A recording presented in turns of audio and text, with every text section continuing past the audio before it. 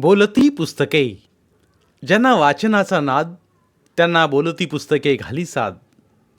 आमचं channel subscribe करा आणि सबस्क्राईब करायला इतरांनाही सांगा.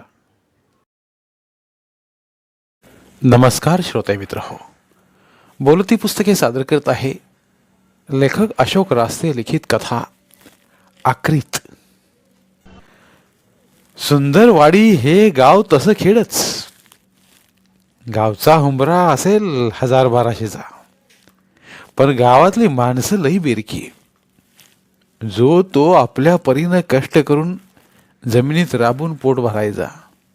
गणपतराव दामले हे त्याच गावातील 50 एकरांचे जमीनदार.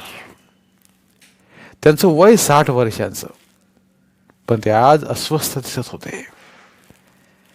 त्यांना कशाची तरी भीती वाटत होती. त्यांचं घर गाव सोडून 4 किलोमीटर अंतरावर मळ्यात होतं. त्यांच्या घराशेजारी 8-10 घरे होती. सर्व कुटुंबे आनंदात होती. पण आज गणपतरावांना काही चैन पडेना. ते सारखे वाटेकडे टक लावून बसले होते. इतक्यात त्यांना रस्त्याने कोणीतरी येत आहे असं दिसलं. त्यांच्या चेहऱ्यावर समाधान झळकू लागलं, पण गडी जवळ येईल तसे चेहऱ्यावर समाधान मावळू लागले. गडी जवळ आला म्हणाला, अहो गणपनाना, धनाजीनं सांगितलंय मला गावातनं यायला जरा उशीर लागेल. मी तमाशा बघूनच येईन. तुम्ही धुरपा व पोरं सगळी जेवून झोपा. असं सांगून गावातून आलेला गडी निघून गेला. आता तर गणपतरावांना फार काळजी लागली. आज यात्रेचा दिवस होता. खंडोबावर भंडारा खोबरं टाकून लगेच परत येतो असं गणपतरावांना सांगून त्यांचा धाकटा मुलगा धनाजी गावात गेला होता. शेजारच्या गड्याने असा निरोप सांगितल्यावर गणपतराव उगीच बेचैन होऊ लागले. का कुणास ठाऊक त्यांच्या डोळ्यांतून अश्रू ओघळू लागले. त्याने धोत्राच्या सोग्याने डोळे पुसले व सोप्यातून आत डोकावून पाहिले तर धनाजीची बायको त्याच्या 2 चिमुकल्या पोरांना पुरणपोळीचं जेवण वाढत होती. पोरांना वाढताना द्रौपदाचे लक्ष सासऱ्याकडे गेले होते. म्हणाली, मामंजी जेवून घ्या. ते गावातनं आल्यावर जेवतील, नाहीतर गावात दोस्ताकडे जेवतील. मला काय बी नग, धनाजी आल्यावरच मी जेवीन. असं म्हटल्यावर द्रौपदा आपली गप्प बसली. तीही जेवली नाही. गणपतरावांचा धाकटा मुलगा धनाजी याच्यावर थोरला मुलगा भिकाजी याच्यापेक्षा जास्त जीव. थोरला भिकू नेहमी बाह्यानं बाटलीत रम्मान झालेला असायचा. तो दारू, गांजा, चरस इत्यादी व्यसनांच्या आहारी गेलेला. त्यामुळं गणपतरावांना नेहमी चिंता असे की माझ्या माघारी या 50 एकराचं कसं होणार. भिकू तर व्यसनासाठी सर्व जमीन विकून टाकतील. त्यांना वाटायचं धनाजी स्वभावानं चांगला आहे, त्याला कसलंही व्यसन नाही, तो आपल्या मागे शेती व्यवस्थित करेल. असा विचार करून गणपतरावांनी सर्व जमीन धनाजीच्या नावावर करून टाकली. पण यामुळे त्यांच्या घराचं वाटोळ होण्यास सुरुवात झाली. हे जेव्हा भिकाजीला समजलं तेव्हा त्याचे डोकेच फिरले. एक दिवस तो गणपतरावांना म्हणाला, अण्णा, तुम्ही केलं ते काय बरं केलं नाही. तुझं काय म्हणणं आहे? नव, मी बी तुमचाच लोक आहे. तेव्हा आम्हा दोघा भावाभावांना समान वाटणी पाहिजे होती. अरे कशाला शहाणपण शिकवतो यास? तुझ्यासारख्या दारुड्याच्या नावावर जमीन करायला मी काय येडा ना? दारुड्या म्हणताच भिकूच्या रागाचा पारा चढला. रागानं तो वाटेल ते तसा बोलू लागला, अण्णा, याचा परिणाम बरा होणार नाही. मला आता तुमच्यात राहायचंच नाही. मी वेगळं राहणार. आपण सगळी जर राहतोय ते घर अगोदर खाली करा, नाहीतर. गणपतराव भिकूशी जास्त न भांडता गप्प बसले, कारण भिकू उलट्या काळजाचा आहे हे त्याला माहीत होतं. त्याने दुसऱ्या दिवशी भिकूला घर खाली करून दिलं व शेजारीच एक झोपडीवजा घर बांधून ते धनाजी व त्याची बायको पोरं राहू लागले. एक दिवस धनाजीच गणपतरावांना म्हणाला, अण्णा, कशाला उगीच माझ्या नावावर जमीन केली सा? तू गप रे धन्या, तुला काय करायचं? नव, भिकू दादा काय करेल त्याचा नेम नाही. काय करायचं ते करू दे. असं म्हणून गणपतरावांनी बैलगाडी जुंपली व शेतात वैरण आणायला निघून गेले.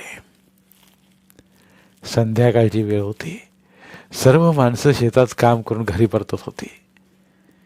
गणपतरावही गाडीतून वैरण घेऊन येत होते. वाटच त्यांना पांडू व त्याची बायको राधा केकत्या चिरून परत येत आहेत असं दिसलं. राधाबाईच्या डोक्यावर फडाचा भारा होता. पांडूजवळ कोयता होता. दोघंही गडबडने चालले होते. पांडूला गणपतरावाने हाक दिली. पांडू, ए पांडवा. कोण? गणपा अण्णा होई? अरे मीच आहे. पण तुला एवढी कसली ना घाई झाली या? हवं दिस मावळ तिला चुकला आहे. घरट्याकडे गेलं पाहिजे. बरं बाबा जा. पण पान खातोस का? होय, चला खाऊया की. गणपतरावाने कासरं ओढून धरून बैलगाडी उभी केली. गाडीत बसूनच पांडूला पान चुना कात व अडकीत त्यानं करकर कापून सुपारी दिली. आपणही पानाचा विडा करून तोंडात कोंबला व पान चगळू लागले. बटवा कमरेला खोवला व म्हणाले, पांडू गड्या, चलूया आता. चलूया, पण या की विचारू का? रागाला येणार नसला तर. अरे विचार की. एक काय 1000 विचार. नव, तुम्ही लय आकृत केली सा बघा. थोरला सोडून धाकट्याच्या नावानं जमीन केली जा. सगळं गाव नाव ठेवाल या. ठेवू दे, तुला न काय करायचं. असं म्हणून ते बैलगाडी हाकू लागले. साऱ्या गावात एकच चर्चा. गणपतरावांनी धाकट्याच्या नावावर जमीन केली. आखरीत झालं. थोरला काय खायचा. शेजारचे भाऊबंद तर विचारूच नका.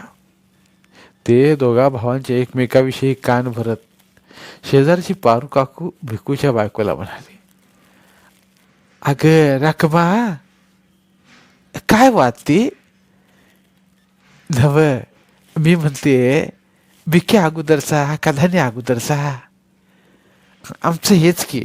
मग मग काय म्हणून विचारतीस? जमीन थोरल्याच्याच नावावर व्हायला पाहिजे होती. वय वय काय? धन्यानं गाळा हाणला. तुला व तुझ्या पोरानं भीक मागायला लावलं. आम्ही काय भीक मागतो या? त्याला चांगला धडा शिकवते. भिकूची बायको रागानं म्हणायची. पारू काकूंना जरा बरं वाटायचं. त्या आगीत तेल टाकायच्या व म्हणायच्या, तुझ्या जागी मी असते तर त्यांचं तुकडं तुकडं केलं असतं. तसंच करते, त्याचा मुडदाच पाडते. भिकूची बायको रागानं म्हणायची. तीच पारू काका धनाजीकडे जाऊन म्हणायची, धन्या, लेखा बेस झालं. काय बेस? तुझ्या नावावर जमीन झाली. आनंद झाला. नव, मला बी झाला. पण तो भिक्या त्याला कवडी द्यायची नाही. बसू दे तसाच कोकलत. तसं कसं काकू? अरे येडाच हाईस. त्याच तुझ्याबद्दल मत काय चांगलं आहे वे? काय म्हणतोय त्यो? तुला सांगू नये असंच बोलतो. असं म्हणून पारू काकू निघून जायची. धनाजीला वाटायचं निम्मी जमीन द्यावी त्याला. पण भावकीनं एकाचं 2 करून सांगितल्यामुळे हा चांगला विचार त्याच्या डोक्यातून निघून जाई वा विचार जागा होई. साऱ्या गावानं गणपतरावानं सांगून बघितलं, पण त्यांनी काही ऐकलं नाही. कारण दारूमुळे किंवा कोणत्याही व्यसनाने शरीराचा तसा संसाराचाही सत्यानाश होतो, ही गोष्ट त्यांच्या मनावर पक्की बिंबली होती. त्यांनी दारूच्या व्यसनामुळे अनेक लोकांचे फुललेले संसार उद्ध्वस्त झाले पाहिले होते. भिकू आपला मुलगा असला म्हणून काय झालं? तो एक दारुडे आहे, उधळे आहे. तो व्यसनासाठी सर्व जमीन विकून टाकील असं त्यांना वाटे. त्यांनी फार कष्टाने ही जमीन मिळवली होती. त्यामुळं त्यांनी भिकूच्या नावावर जमीन न करता धनाजीच्या नावावर जमीन केली होती. भिकाजीची व धनाजीची दररोज क्षुल्लक कारणावर भांडणे होत. त्यांच्या बायकांची तर तासाला कोंबड्या कुत्र्यावर भांडणे होत व शेजारची गंमत बघत. आज सकाळी तर भलतंच घडलं होतं. आज यात्रेचा दिवस होता. भिकाजीची व धनाजीची सकाळीच कसल्याशा कारणावरून जोराची भांडणं झाली होती. भिकू धनाजीला धमकी देऊन गेला होता, उद्या सकाळपर्यंत नाही तुझा मुर्दा पाडला तर नावाचा भिक्याच नाही. धनाजी सुद्धा त्याच्या धमकीला घाबरला नाही. त्यानं सुद्धा काय करायचं ते कर असं म्हणून प्रत्युत्तर दिलं होतं व गावात खंडोबाला भंडारा खोबरे वाहण्यास तो निघून गेला होता. त्याला वाटत होतं आपला भाऊ रागाच्या भरात बोलला असेल, कसलाही असला तरी भाऊच आहे, काय करतोय या विचारानं तो आज बेफिकीरच होता. यात्रेतून मजेत फिरत होता. पण इकडे गणपतराव एकसारखे काळजी करीत होते. भिकू उलट्या काळजाचा आहे, तो बोलतो त्याप्रमाणे करतो. माझ्या धनाजीचं कसं होणार, तो घरी कधी येणार. एकटक त्यांचे डोळे वाटेकडे लागले होते. रात्रीचे 2 वाजले. गावातील तमाशा सुटला. धनाजी मात्र स्टेजजवळ उभा होता. एकटक त्या तमाशेवाल्यांकडे पाहत होता व त्यांच्या कलेचे कौतुक करीत होता. हरिश्चंद्र राजा या पात्राचा परिणाम धनाजीवर झाला होता. त्याने विचार केला, असला इतका मोठा हरिश्चंद्र राजा, त्याने आपले सर्व राज्य स्वप्नात विश्वामित्रास देऊन टाकले व आपल्या बायको मुलांसह राज्याचा लोभ न धरता वनवास पत्करला. मी तर एक क्षुल्लक माणूस, जमिनीसाठी कशाला लोभ धरावा. उद्याच पंचमंडळी बोलावतो व देऊन टाकतो भिकू दादाला 25 एकर. जाऊ दे कटकट एकदाची, असा मनात पक्का विचार करून धनाजी मळ्याच्या रस्त्याला लागला.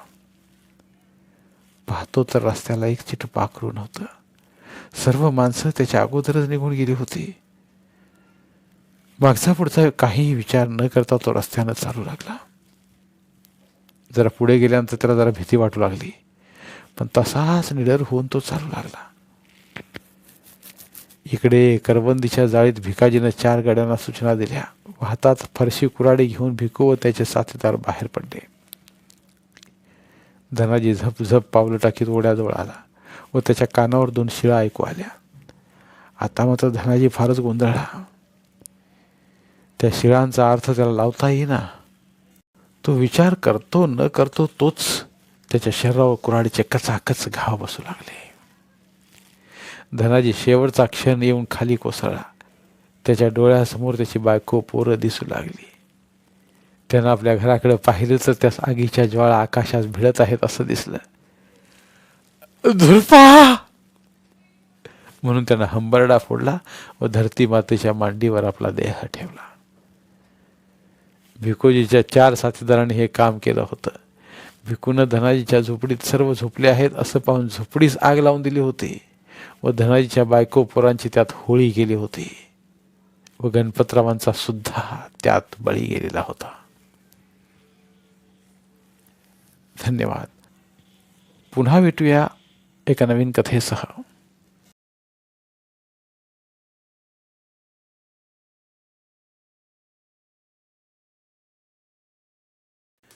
धन्यवाद.